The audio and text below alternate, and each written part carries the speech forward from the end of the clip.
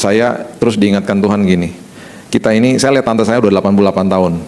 Mama saya 81 tahun. Hidup begitu cepat berlalunya, ya. Tetapi semua kita ini perlu belajar bahwa semua kita tidak akan pernah ada habisnya mohon kepada Tuhan tentang sesuatu dalam hidup ini. Berarti kita berharap terus, nggak akan berharap. Cuman yang perlu kita belajar, yuk kita belajar untuk menghargai penyertaan Tuhan. Karena ketika kita minta sebuah jawaban doa, Tuhan udah siapkan. Tuhan udah siapkan yang terbaik, bahkan nanti dikasih sama Tuhan di waktu yang terindah. Karena dia yang tahu waktunya, bukan kita. Nah selagi nunggu, yuk kita nikmati penyertaan Tuhan. Karena penyertaan Tuhan itu justru di dalam penantian itu, kita belajar intim sama Tuhan. Tak selalu Tuhan menjawab doa, namun Dia beri yang terbaik di waktu yang tepat. Haleluya. Haleluya. Bapa yang baik, terima kasih Tuhan buat hari yang baru, kesempatan yang baru bersama Tuhan. Kami mau belajar Tuhan untuk menghargai penyertaan Tuhan. Kami semua punya pengharapan, kami butuh sebuah jawaban atas doa kami. Tapi justru di dalam penantian doa itu Tuhan, ajari kami supaya kami menikmati penyertaan Tuhan. Karena penyertaan Tuhan gak pernah gagal. Terima kasih buat hari ini. Kami percaya Roh Kudus yang ada di dalam kami akan mewahyukan firman ini, memberikan pengertian kepada setiap kami. Teduhkan hati kami dalam nama Yesus kami berdoa. Kita sambut firman Tuhan, kita sama-sama katakan amin, amin, amin, amin, amin, amin. Haleluya. Happy New Year semuanya. Udah sarapan ya, ini pagi loh. Tapi ini masih mending sih. Saya kemarin pulang kampung. Kalau kampung saya itu berarti saya bukan lahir di situ. Saya lahir kampung saya Jakarta sebenarnya. Cuman saya suka bilang pulang kampung karena mama saya itu berasal dari Batu Malang. Di sana ada gereja yang didirikan sama opo oma saya dari tahun 39. Masih ada sampai hari ini. Jadi kita kemarin ke sana karena saya diundang ke sana. Saya sebenarnya bukan diundang sih, saya mengundang diri saya. Saya selama 26 tahun nggak pernah datangin gereja bilang begini, gue mau dong khotbah di gereja lo. Saya nggak pernah begitu. Tetapi gereja ini karena gereja opa oma saya yang menjadwalkan diri saya. Saya datangin karena sekarang gembala sidangnya sepupu saya, jadi kan udah deket banget ya, keluarga ya. Tadinya gembala sidang itu tante saya, didirikan sama opa oma. Jadi dari tahun lalu saya udah bilang, tahun depan tanggal 12 Januari itu ulang tahun gue. Saya bilang gitu. Gue mau khotbah di situ boleh nggak gitu? Ada yang tanggal 12? Tanggal 12? Orang-orang yang diurapi tanggal 12. Tanggal 12 Pak ya. Happy New Year to us. Selamat ulang tahun. Cuman bedanya Papa kan lebih muda dari saya. Ya, saya udah habis, masih ada rambutnya. Saya udah habis. Jadi saya ke sana kemarin, Bapak Ibu tahu nggak ibadahnya jam 6 pagi. Dan itu satu-satunya ibadah ya cuma jam 6 pagi. Ada ibadah sore tapi masih belum dibuka.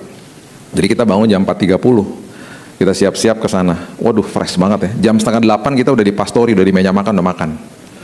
Ibadahnya pagi full, 800 orang datang.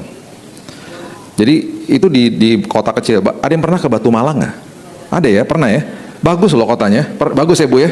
Itu keren banget. Kalau misalnya mau liburan, terbangnya ke Malang, jangan ke Surabaya. Cuman 30 menit kalau nggak macet udah nyampe Batu Malang. Banyak hotel bagus-bagus gitu ya. Terus banyak penginapan bagus-bagus. Ada yang murah-murah juga kok. Di atas bukit. Terus saya ke satu tempat di Hotel Amarta Hills gitu namanya ya. Itu bisa lihat sampai Malang, bisa lihat.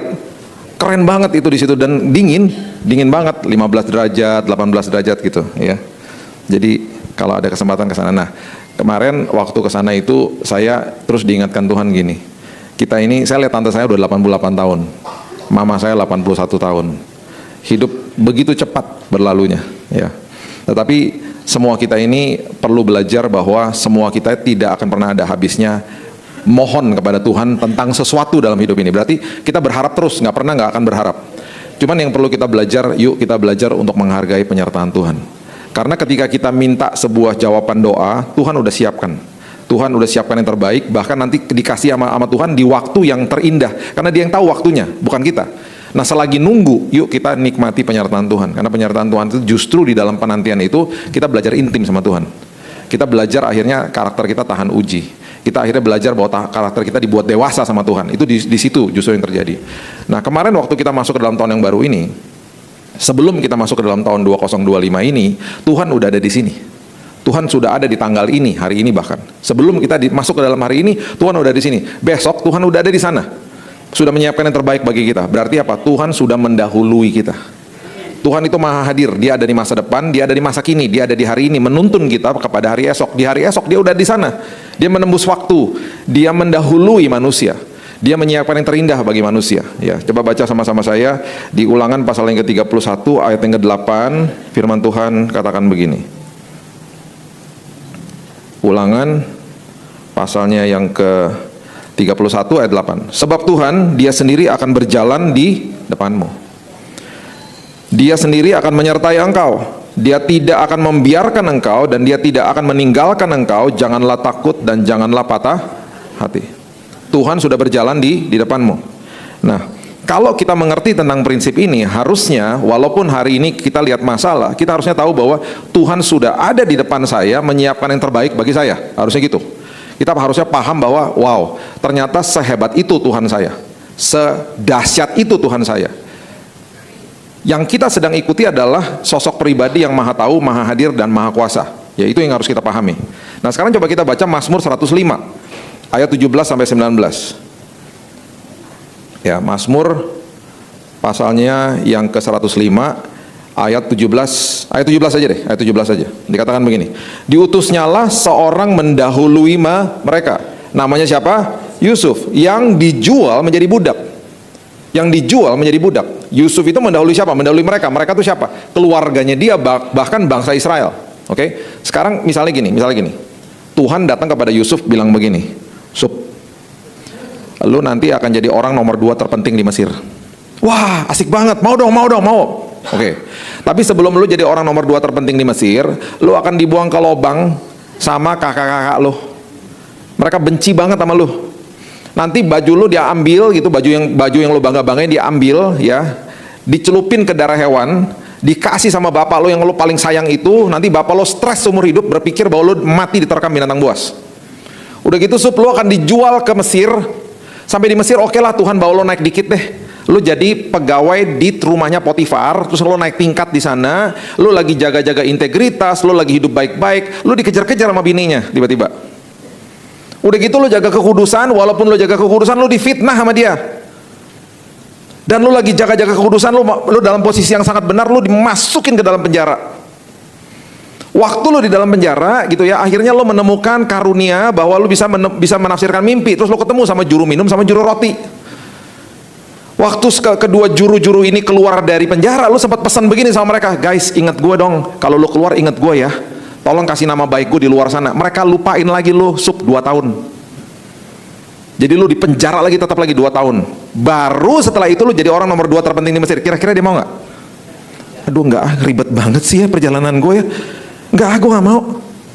Tuhan kalau mau bawa kita, karena dia sudah mendahului kita, dia udah tahu jalan mana kita harus tempuh. Dia sudah tahu karakter apa yang harus dibentuk dari hidup kita.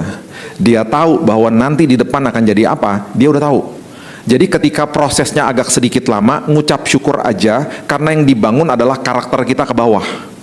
Makanya gedung tinggi, nih abis ini saya ada janjian di gedung Autograph Tower. Dari sini saya harus ke sana. Gedung Autograph Tower, kalau Bapak Ibu tahu, itu dekatnya Grand Indonesia. Itu tingginya 382 meter. Gedung tertinggi di Indonesia. Waktu gedung itu lagi dibangun, saya sempat bilang gini sama istri saya, ini kok nggak naik-naik sih lantai satunya? Mangkrak kali jangan-jangan nih. Rupanya teman saya arsitek bilang gini, Bill, itu akan jadi gedung tertinggi di Indonesia. Bangun fondasinya lama banget ke bawah. Jadi nanti pas lu udah lihat lantai 1, itu kan cepet tuh naik ke atas, beneran, cepet banget habis itu. Ternyata di bawahnya tuh dibangunnya sampai dalamnya luar biasa. Jadi, ya, nih kalau ada handphone nyala nggak apa-apa selalu saya. Ya. Ini kalau ibu-ibu handphone nyala tuh saya udah biasa loh. Saya tuh kasihan sama ibu-ibu kalau handphone nyala. Selalu di kaum ibu pasti ada handphone nyala, dan saya nggak apa-apa ya, nggak apa-apa. Jangan pikir ontor Pak Billy marah, nggak. Saya nggak apa. Saya justru kasihan. Ibu-ibu tuh suka gaptek soalnya, suka nggak tahu cara matikan HP bener ya ibu-ibu ya tuh. Jadi saya nggak, kalau HP nyala nggak apa-apa loh ya, nggak apa-apa. Ya matiin aja, jangan ganggu temannya. Tapi nggak apa-apa. Saya benar-benar nggak apa-apa. Karena saya takutnya ibu-ibu tuh panik. Nanti seperti kejadian di dulu-dulu, ada yang pegang-pegang HP saking paniknya kelempar ke belakang loh. Kena jidatnya ibu-ibu di belakang, kasihan kan.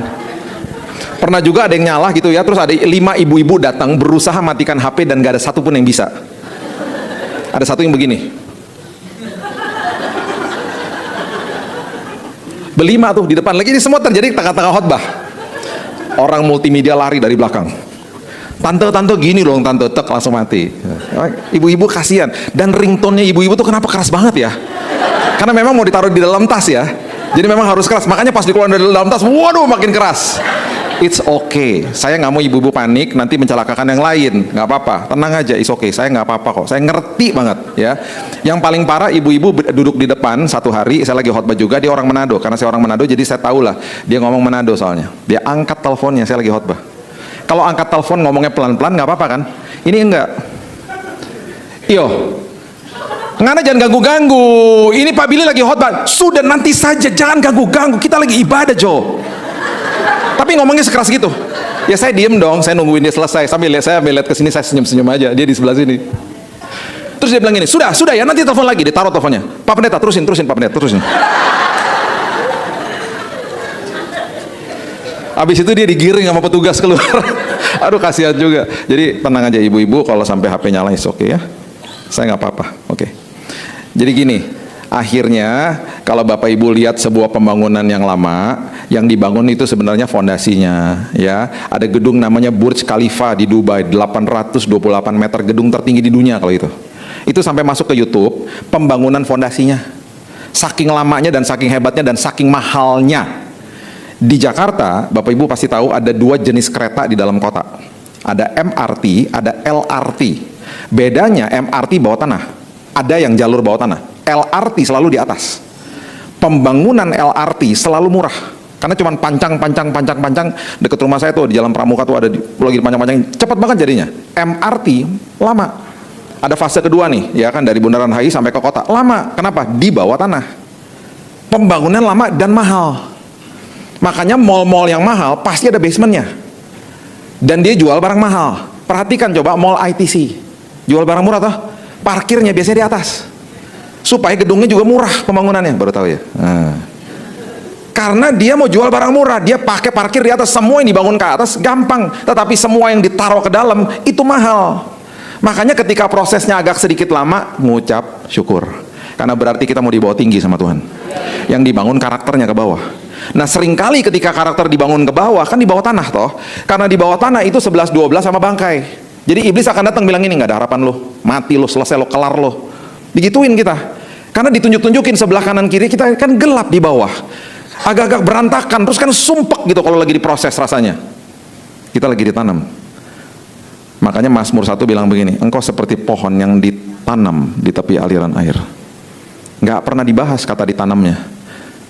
Dan engkau akan berbuah pada musimnya. Karena yang menumbuhkan buah itu adalah Tuhan, bukan kita. Engkau akan bertunas. Dan engkau akan, apapun yang kau perbuat berhasil, itu semuanya karena engkau sudah ditanam dulu. Jadi ketika engkau dibawa tinggi, ketika ada badai engkau tidak akan jatuh, ketika ada pujian engkau tidak akan sombong karena akarnya kuat. Jadi kalau prosesnya lama bilang gini, makasih Tuhan, berarti bentar lagi saya akan dibawa tinggi sama Tuhan. Tuhan sudah mendahului kita. Itu yang Tuhan lakukan kepada Yusuf. Itu yang dilakukan kepada Yusuf sampai-sampai ketika Kejadian 45 ayat 5 sampai 7 mengatakan begini. Kejadian 45 ayat 5 sampai 7. Tetapi sekarang janganlah bersusah hati dan janganlah menyesali diri karena kamu menjual aku ke sini. Dia lagi ngomong nih sama kakak-kakaknya. Sebab untuk memelihara kehidupanlah, untuk memelihara kehidupanmu, keluarga kita dan bangsa Israel nantinya, Allah menyuruh aku mendahului kamu. Karena telah 2 tahun ada kelaparan dalam negeri ini dan selama 5 tahun lagi orang tidak akan membajak atau menuai, maka Allah telah menyuruh aku untuk mendahului kamu, untuk menjamin kelanjutan keturunanmu di bumi ini dan untuk memelihara hidupmu sehingga sebagian besar daripadamu tertolong. Wow. Masuk ke dalam tahun yang baru ini ya, bukan sekedar Tuhan mendahului kita. Tuhan juga sudah mempersiapkan orang-orang sama kesempatan di depan kita yang nanti akan Tuhan pertemukan dengan kita sehingga membawa kita terus naik dan tidak turun. Kalau Tuhan bisa pelihara keluarganya Yusuf dengan memberikan kepada Yusuf sebuah tanggung jawab yang luar biasa dan mendahului keluarganya, apalagi kita hari ini. Jadi masuk ke dalam tahun yang baru, ingat bahwa karena Tuhan ada di masa depan saya ditanggung penuh sama Tuhan. Ingat kata-kata itu, ingat kata bahwa Tuhan sudah mendahului saya. Tahun 2019 ibu-ibu sudah tahulah saya dirawat karena kanker gitu ya. Dan setiap kali di kemo, orang yang pernah di kemo itu adalah cairan yang sangat berat, cairan yang sangat keras, dan cairan yang sangat panas. Jadi dokter udah bilang begini, Pak, setelah di kemo, beberapa hari lagi setelah di kemo, karena panas banget, maaf, Bapak akan berdahaknya juga panas keluarnya, dan udah pasti seluruh mulut Bapak pasti ada sariawan. Bapak nggak bisa makan. Jadi waktu udah diinjeksi cairan kemonya lewat dada saya, udah masuk semuanya, udah dihitung nih harinya nih. Nanti hari kesekian pasti udah mulai satu-satu sariawan, dan bukan cuma satu Bapak Ibu, ini semuanya penuh mulutnya sama sariawan, siap-siap akan diinfus. Karena nggak bisa makan. Paling-paling cuma bisa seruput-seruput yang namanya jus sama bubur, that's it, nggak bisa makan, sakitnya luar biasa. Jadi di hari-hari setelah dokter udah mulai prediksi, istri saya bilang begini, ini terjadi di Singapura, istri saya bilang begini, saya beliin kamu makanan ya, kamu mau makan apa? Udah seolah-olah udah hari terakhir, kayak orang mau dihukum mati, besoknya udah mati gitu ya, ini udah hari terakhir, kamu mau makan apa? Saya pesan macam-macam, pizza, bakmi, segala macam saya pesan. Mumpung, es krim pesan, oke, dia tulisin satu-satu, oke, aku beliin ya, aku pergi bentar ya, gitu. Dia pergi. Ini bukan di Jakarta loh, di Singapura. Di tengah jalan di Singapura, papasan sama temennya. Bukan temennya sih, temennya lagi. Jadi bukan temennya dia, temennya ketemu sama istri saya, namanya Gaby, istri saya. Gap, lo ngapain di sini? Dia cerita, gue lagi nganterin suami gue. Billy kenapa? Diceritain, dia kena cancer gini, diceritain. Lo mau ngapain? Gue lagi mau beli makanan. Diceritain lagi sama dia, karena dokter udah vonis dia bentar lagi sariawan. Dia mau, makanya gue mau beli makanan. Tahu nggak temannya bilang gini, Gap, gue punya tetesan dibuat dari organik. Kalau itu ditetes di obat kumur-kumurnya Billy, suruh dia kumur sehari 2 kali. Ntar kalau dia udah boleh gosok, saya nggak boleh gosok gigi saat itu ya, karena trombosit saya kan nggak ada. Kalau gosok gigi, kalau gusinya berdarah, kalau trombosit nggak ada, darahnya nggak stop. Makanya orang yang demam berdarah itu trombosit turun kan. Trombosit itu gunanya untuk menutup luka. Kalau trombositnya tidak ada atau jelek atau di bawah normal, itu kalau orang berdarah itu nggak bisa ketutup. Makanya ketika terjadi pembuluh darah pecah di dalam sini, ketika ada demam berdarah, meninggal itu karena gini, di dalamnya pecah semuanya, nggak ada yang nutup. Itu artinya. Jadi saya nggak boleh gosok gigi, saya cuma boleh kumur-kumur. Nah teman itu bilang begini, gue kasih ya obat tetes dibuatnya dari organik. Ini bagus banget, gue udah pakai, gue nggak pernah sariawan. Taruh di obat di cairan kumur-kumurnya, kasih sama dia. Terus tau nggak dia bilang apa? Ini kebetulan gue bawa loh. Dia keluarin dari tasnya, kasih sama saya. Dia kasih sama istri saya. Bapak Ibu, dari tahun 2019 itu di bulan Januari itu dia kasih obat tetes itu. Sampai hari ini, udah 5 tahun ya. Udah 6 tahun nih malah. Saya tidak pernah sariawan. Gak pernah sariawan. Sampai hari ini nih, ya. Nah, waktu saya udah mulai minum, dokter kan ini ketua hematologi, dokter profesor Singapura General Hospital, orangnya pintarnya luar biasa. Semua pasien dia ya sariawan lah. Jadi besok-besoknya setelah dia udah lihat timelinenya bahwa pasien gua akan sariawan, dia masuk ke kamar dia begini. Dia ngeliat saya lagi makan, lahap lagi makannya. Nggak ada sariawan, nggak ada. Oh, good, bagus katanya gitu. Udah dia keluar. Besok datang lagi, ngelihat lagi saya lagi makan lahap, nggak ada sariawan, nggak ada. Dia bengong, oke, bagus, keluar.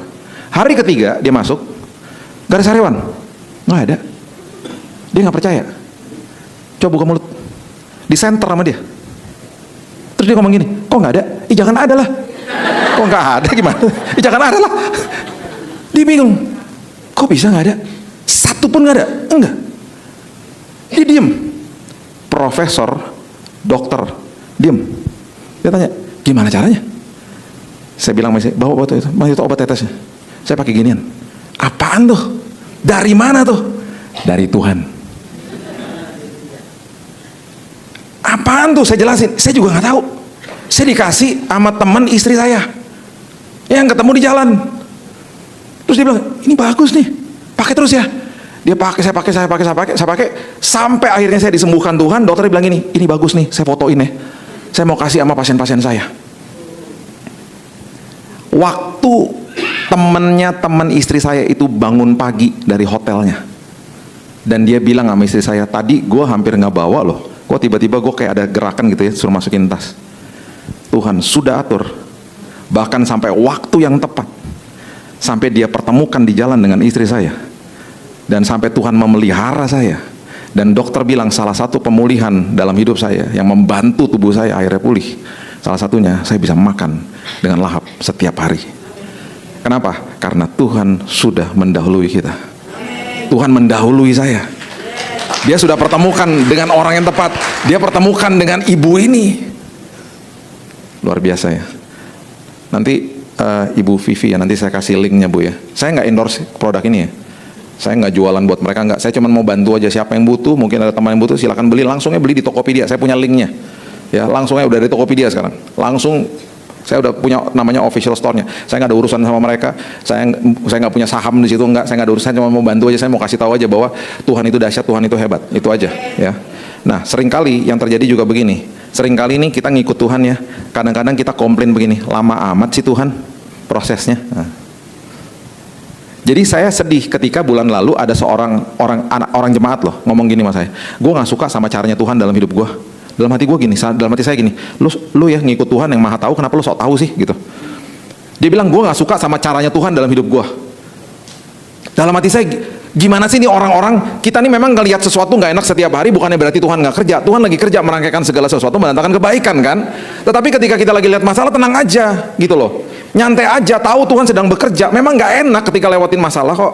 Belajar ngucap syukur karena ada kuasa di balik ucapan syukur. Ya, coba lihat ya, Keluaran 23. Coba ya. Ini dahsyatnya ayat nih.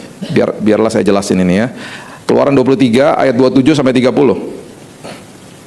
Keluaran 23 ayat 27 sampai 30. Kengerian terhadap aku akan kukirimkan mendahului engkau. Aku akan mengacaukan semua orang yang kau datangi, dan aku akan membuat semua musuhmu lari membelakangi engkau. Lagi aku akan melepaskan tabuhan mendahului engkau. Tabuhan itu tawon Bapak Ibu. Tawon dilepasin untuk menghalau musuh-musuh. Sehingga binatang-binatang itu akan menghalau orang Hewi, orang Kanaan, dan orang Het dari depanmu. Ya, dari depanmu. Aku tidak akan, perhatikan ini, aku tidak akan menghalau mereka dari depanmu dalam 1 tahun. Jadi aku tidak akan menumpas musuhmu dalam 1 tahun. Lama amat sih Tuhan. Supaya negeri itu jangan menjadi sepi. Kenapa nggak boleh jadi sepi? Karena kalau jadi sepi, segala binatang hutan jangan bertambah banyak melebihi engkau. Nah, maksudnya apa coba? Saya jelasin. Sedikit demi sedikit. Aku akan menghalau mereka dari depanmu sampai engkau beranak cucu sedemikian hingga engkau dapat memiliki negeri ini. Gini maksudnya, gini. Musuh bangsa Israel udah dijanjikan sama Tuhan pasti kalah. Tetapi jangan ditumpas, jangan sampai mereka semuanya ditumpas dalam waktu yang sangat cepat. Harus lebih daripada setahun. Kenapa? Kalau terlalu cepat, nanti itu akan mengundang bau bangkai busuknya jenazah mereka, mengundang binatang buas keluar dari tempat persembunyiannya, karena mau dimangsa kan bangkainya kan. Nah, Tuhan sudah kasih tahu di sini, binatang hutan itu kalau kita baca di ayat-ayat yang lain, itu jumlahnya lebih banyak daripada bangsa Israel. Jadi kalau misalnya cepat-cepat ditumpas, bangkai berhantaran di mana-mana, mereka tidak punya waktu untuk menguburkan jenazah musuhnya. Akan mengundang binatang buas keluar dari sarangnya, karena jumlahnya banyak sekali, bisa membahayakan hidup bangsa Israel. Bisa dimangsa juga kamu nanti. Hebat nggak tuh Tuhan? Yang tahu binatang buas itu jumlahnya lebih banyak siapa? Ya Tuhan lah. Kita mana tahu? Dia bisa tahu tuh satu-satu yang ada di sarangnya, yang bisa keluar membahayakan dirimu. Makanya ya, kalau ada penundaan dalam waktu kita, ngucap syukur aja. Karena berarti mungkin ada bahaya di depan sana. Iya kan? Kan yang tahu Tuhan, bukan kita.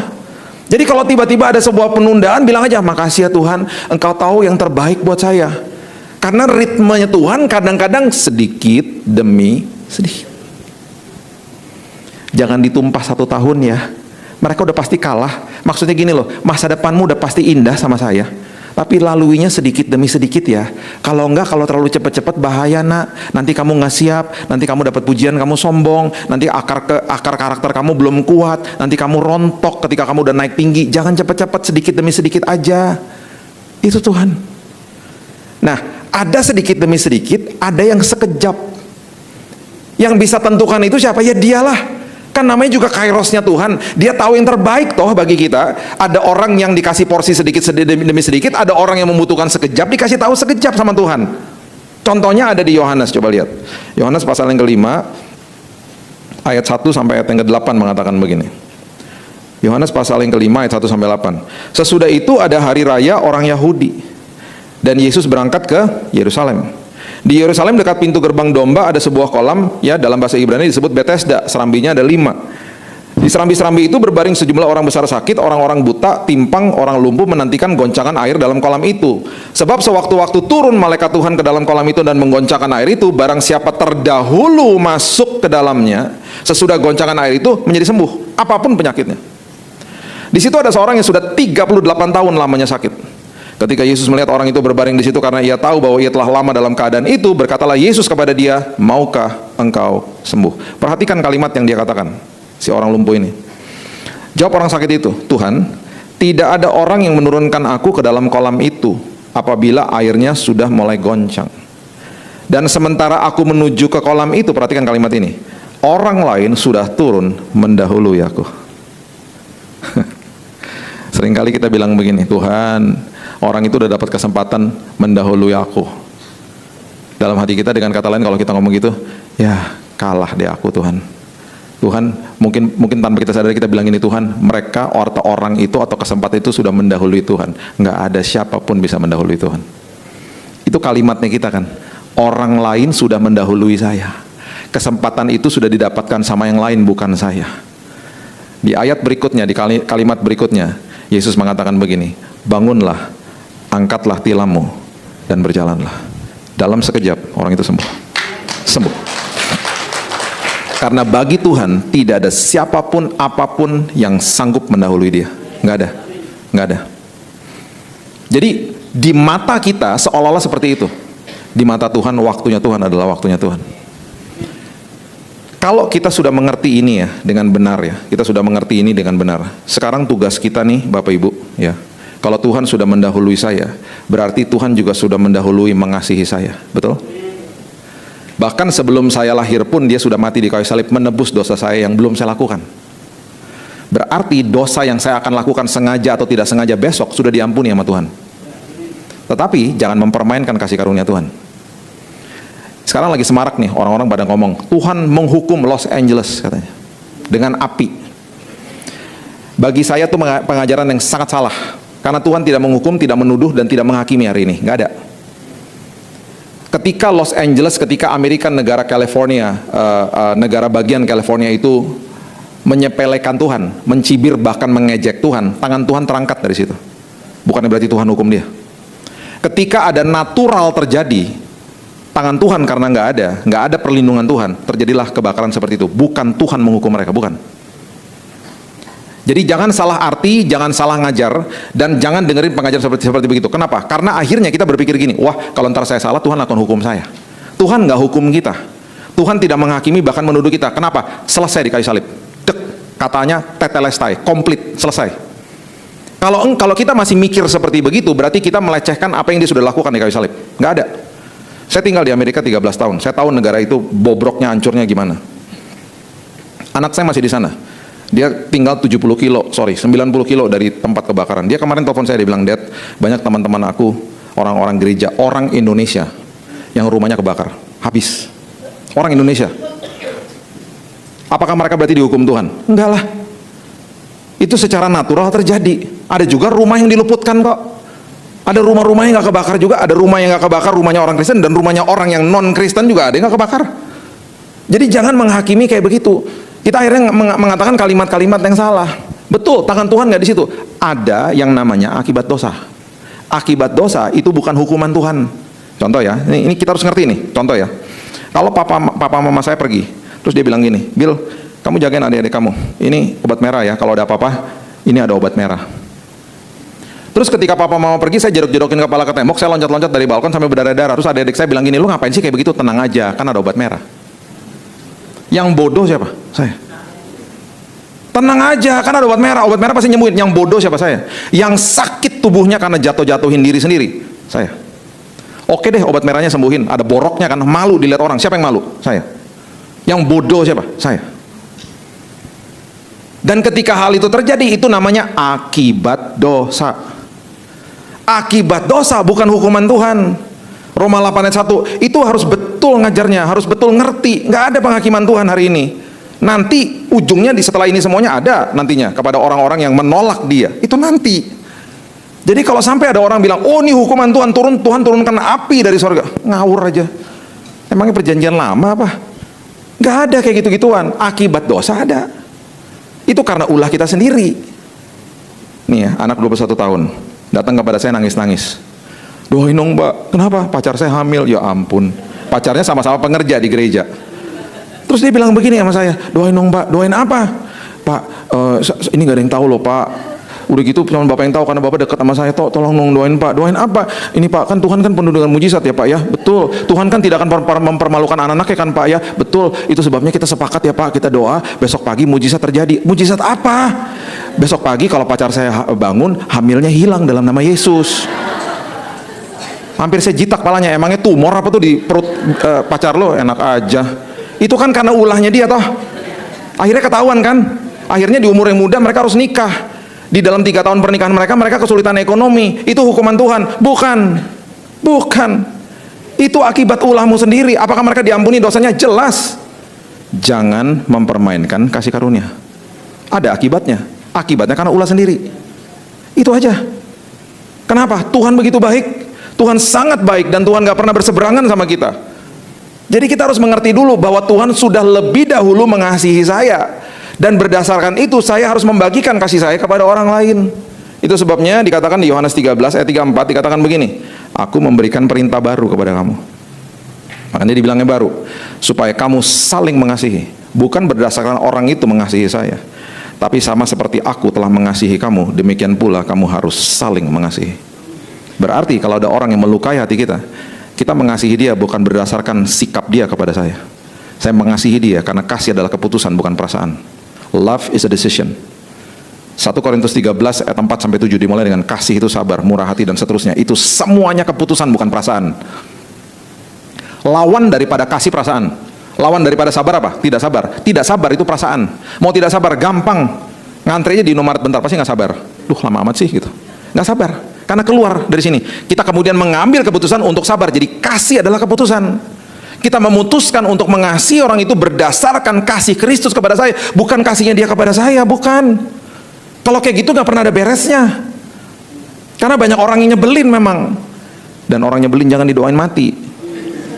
Kemarin pas COVID ada yang datang kepada saya, Bill, itu yang nyebelin masuk ICU, Bill, gue udah seneng banget tau gak Bill, aduh ampun masuk ICU Bill, gue seneng banget. Udah gitu gue seneng banget ketika tiba-tiba ada berita dia pakai ventilator. Wih, gue makin seneng Bill, gue sumpahin mati tuh orang. Lo tau gak Bill apa yang terjadi? Dia sembuh. Bill, dia sembuh, hari ini dia makin gemuk Bill. Udah makin gemuk, makin nyebelin. Bill, kenapa ya Tuhan panggil orang-orang baik, orang-orang nyebelin hidupnya lama katanya. Ada orang-orang nyebelin Tuhan kasih dalam hidup kita, dibiarkan sama Tuhan supaya kita punya kesempatan untuk mengasihi. Kalau enggak kita nggak punya kesempatan untuk mengasihi. Dan karena kasih adalah keputusan, bukan perasaan. Jadi kita mengasihi sama seperti dia telah lebih dahulu mendahului saya, mengasihi saya. Kalau kita ngerti prinsip ini, kita nggak membuat dosa. Kita nggak membuat dosa. Makanya orang bilang ini, wah Pak, kalau ngajarin kasih karunia berarti kasih karunia tiket buat dosa. Berarti kamu belum terima kasih karunia. Contohnya gini, teman saya lepas dari narkoba. Oke? Saya tanya sama dia 2 bulan lalu. Saya sebutlah namanya, dia udah kasih izin sama saya. Namanya Steven, bro, lu rehab di mana? Gue nggak rehab Bill. Lu gimana bisa lepas? Gue kalau pulang ke rumah dalam kondisi mabok dan di dalam kondisi narkoba, gue kadang-kadang jackpot muntah gue. Lo tau nggak yang bukain pintu siapa malam-malam? Bokap gue. Bokap gue nungguin gue, bantuin gue muntah di toilet. Gue dibuatin teh pahit sama dia, gue dipeluk sama dia tiap malam. Gue dinasehati jelas, gak pernah digini-giniin Bill. Gue dinasehati di telinga gue dengan kata-kata yang sangat lembut. Dia bilang gini, nak udahlah nak, jangan kayak gini nak, papa sayang sama kamu nak, papa sayang sama, itu berkali-kali Bill di telinga gue. Papa sayang sama kamu nak, Yesus sayang sama kamu, didoain gue. Terus dia tidur sama gue Bill. Malam-malam dia tidur, dia pelukin gue Bill. Tau gak dibilang apa? Gue terima kasih Tuhan dalam hidup gue. Dalam 1 hari, karena kasih Tuhan yang gue alami, itu kasih yang berkelimpahan di dalam sini. Karena dia datang bukan memberikan sesuatu yang lain, dia memberikan kelimpahan dalam hidupmu. Karena engkau telah menerima yang terbaik, kau sanggup memberikan yang terbaik. Dia lepas dari narkoba. Dia bilang, gue gak mau dosa Bill. Gue lihat Yesus dalam hidupnya dia. Gue lihat kasih Yesus dalam hidupnya dia. Gue gak mau lagi buat dosa. kasih karunia memerdekakan seseorang. Makanya kalau orang bilang ini itu tiket buat dosa, berarti kamu belum terima kebaikan Tuhan. Kalau kamu merasakan kebaikan Tuhan dalam hidupmu, Dia mengasihimu tanpa kondisi, engkau nggak mau buat dosa. Engkau makin nggak mau buat dosa, engkau makin hati-hati dalam hidupmu. Makanya banyak didengungkan dari atas mimbar kan, yuk berikan yang terbaik. Kita tapi nggak pernah belajar terima yang terbaik. Gimana bisa kasih kalau nggak pernah punya? Ayo. Gimana bisa kasih uang kalau nggak punya uang? Gimana bisa kasih waktu kalau nggak punya waktu? Gimana bisa kasih yang terbaik kalau nggak pernah punya yang terbaik? Makanya format ketaatan yang nggak pernah dibahas, belajar terima.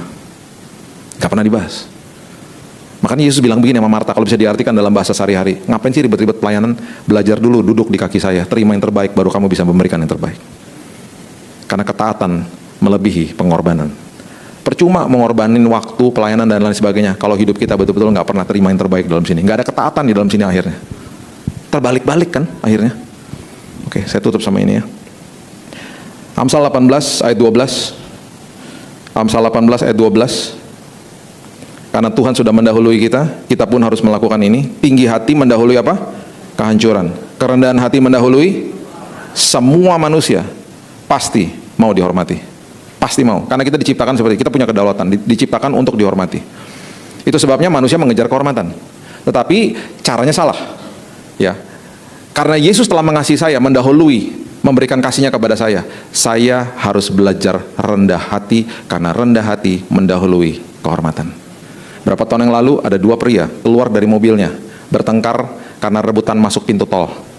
Emosi toh, merasa tidak dihormati toh, keluar dari mobilnya, bertengkar, gebuk-gebukan, mati satunya. Nggak tahu salah mukul, jatuh, terkapar, kena gegar otak, kena aspal, saya nggak tahu, mati.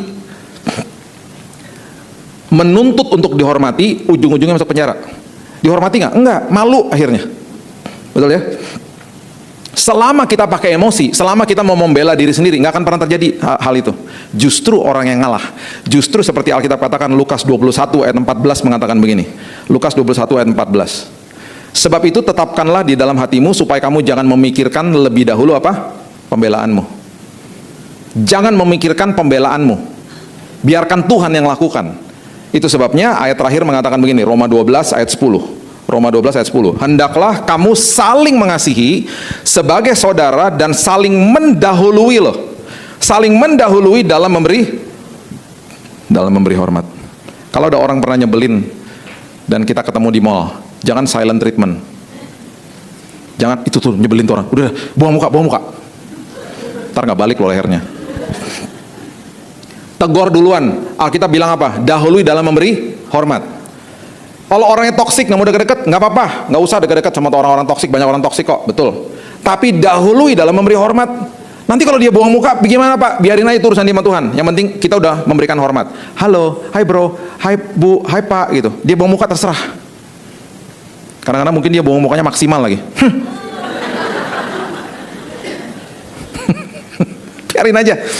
Yang penting kita merdeka, amin. Jadi kalau Tuhan sudah mendahului hidup kita, yuk kita belajar untuk mendahului, memberikan hormat, mendahului untuk rendah hati, supaya nanti kehormatan ada di dalam kehidupan kita. Amin. Saya tutup sama kisah ini. Saya ini kalimat dari istri saya soalnya. Istri saya itu orangnya logika tinggi lah ya. Jadi waktu saya masuk rumah sakit, karena asuransi nggak ada, itu cerita panjang lagi, nggak usah diceritain lah. Pokoknya asuransi saya ada asuransi tapi nggak bisa cover karena istri saya melakukan kesalahan lah. Dia buka asuransi sementara yang lama ditutup. Kan asuransi kalau dibuka kan ada masa tunggu kan, 90 hari. Saya ini nggak pernah sakit. Saya body fat saya 9%. Saya ngelatih orang di gym waktu saat itu. Jadi istri saya bilang gini, Billy nggak mungkin sakit lah. Dia percaya diri. Jadi asuransi lama ditutup sama dia. Yang baru dibuka karena dia mau buka polis baru. Berarti saya nggak punya proteksi 90 hari kan. Terus dalam hati dia gini, ini suami gue sejak gue nikah sama dia nggak pernah sakit, nggak pernah masuk rumah sakit, flu juga cuma sekali-sekali gitu ya. Udahlah, dia mau ngehemat uang gitu loh, ditutup aja yang lama, dibuka yang baru. Saya gubrak di kamar mandi, sakit di hari ke-76. Berarti nggak diproteksi dong. Tau nggak dia doanya gimana? Tuhan, kenapa sih nggak? Kalau dia sakit 14 hari lagi Tuhan sakitnya. Jangan gitu kali doa. Kalau boleh jangan sakit lah. Karena frustasi, ya kan? Dia orang logika tinggi. Udah, singkat cerita ya, kita ke Singapura General Hospital, masuk ambil kamar yang berempat. Karena paling murah kan? Masuk kamar berempat, saya muntah-muntah. Oke? Muntah-muntah karena bawa makanan. Tiba-tiba lagi duduk nih, baru jam pertama duduk, dia duduk ke samping saya, dia bilang gini, ya Kenapa? Aku baru lihat di website rumah sakit ini punya kamar sendiri. Kamar sendiri itu bukan kamar VIP, kamar isolasi namanya. Tapi kamar itu murah, lebih mahal sedikit dari kamar berempat. Dia bilang gitu. Ya ada nih kamar kayak begini. Aku minta sama suster ya, kamar ini ya buat kamu ya. Ini murah nih, kamarnya murah banget. Dia bilang gitu. Karena memang murah karena nggak ada jendelanya. Dan bukan kamar VIP ya, sendiri, tapi karena dia murah karena memang nggak ada jendelanya gitu. Langsung ditanya dong sama suster, suster pindahin dong sekarang suami saya. Suster bilang apa? Udah penuh bu. Itu kamar populer banget, murah soalnya. Jadi orang-orang pada ke situ kan. Udah, tau nggak dibilang apa? Ini kalimatnya dia nih. Ya, udah kedahuluan sama orang. Orang sudah mendahului saya. Itu kalimatnya dia. Saya bilang gini, udah tenang aja, udah lo ngucap syukur aja lah. Udahlah, udah tenang aja, Tuhan pasti tahu yang terbaik. Saya sempat ngomong gitu sama dia. Terus kita mulai tenang tuh hari itu. Udah ya, jam 7 malam. Nggak sampai 12 jam lah saya masuk siang kalau nggak salah. Suster datangin saya lagi tidur. Pak, Bapak diminta sama dokter sama rumah sakit untuk pindah kamar pak. Kamarnya sendiri? Iya. Wah puji Tuhan dapat ya? Iya pak. Kamar di mana? Kamar nomor 3 di ujung pak. Itu kamar apaan? Kamar isolasi? Bukan. Apaan tuh? Kamarnya namanya suite room. Apaan tuh suite room? Gini pak, di rumah sakit ini ada VIP, ada VVIP, ada suite room. Bapak dapat yang paling tinggi. Nggak mau. Saya nggak request itu suster. Saya minta yang isolasi. Suster nggak ngerti gitu. Terus suster bilang ini, tunggu dulu bapak yang nggak ngerti, saya belum selesai. Dia bilang gitu. Bapak dikasih kamar suite room, bayarnya bayar kamar isolasi. Wah mau kalau kayak gitu. Kok bisa suster? Karena dokter kasihan sama bapak muntah-muntah dari tadi. Nah kita nyari dari tadi kan kamar kosong kan, VIP nggak ada, full. VVIP nggak ada, full. Yang ada suite room karena paling mahal nggak ada yang mau. Mahal banget kamarnya, memang cuma ada beberapa dan gede banget pak kamarnya. Itu buat bapak. Terus saya tanya, bener nih? Bener pak. Bisa masuknya kapan? Sekarang kata suster. Sekarang. Wah seneng dong. Suster, istri saya mana? Pak, tadi dia barusan izin ke bawah beli makanan. Oh, saya nggak mau nunggu dia karena saya telepon nggak diangkat-angkat. Saya masuk rumah sakit udah di kursi roda karena darah saya udah habis kan. Saya udah nggak bisa napas, darah merah saya 4 HB-nya, nggak bisa napas sudah. Jadi jalan tuh udah bengkak-bengkak pakai kursi roda. Tiba-tiba hormon adrenalin kan seneng ya, bisa ngepak koper. Saya tarik tuh koper tau nggak? Saya jalannya sih begini. Suster panik pada teriak. Wheelchair, kursi roda. Saya bilang minggir. Saya bilang, kenapa saya bilang gitu? Karena saya mau masuk kamar nomor 3 cepet-cepet. Kenapa pengen cepet-cepet? Karena supaya rumah sakit nggak ganti pikiran. Kan disuruh masuk sekarang. Jangan tunda-tunda lah. Saya dibopong sama 2 suster. Dipegangin tangan saya, yang satu suster ketiga pegangin kopernya. Wah, dibopong sampai ke kamar nomor 3. Masuk kamar nomor 3, ada pintu sebelah kiri. Saya bilang, tunggu dulu bentar, saya buka dulu. Toiletnya karpet Bapak Ibu. Dalam hati saya gini, Tuhan tidur di toilet juga gak apa-apa. Saking bagusnya tuh kamar.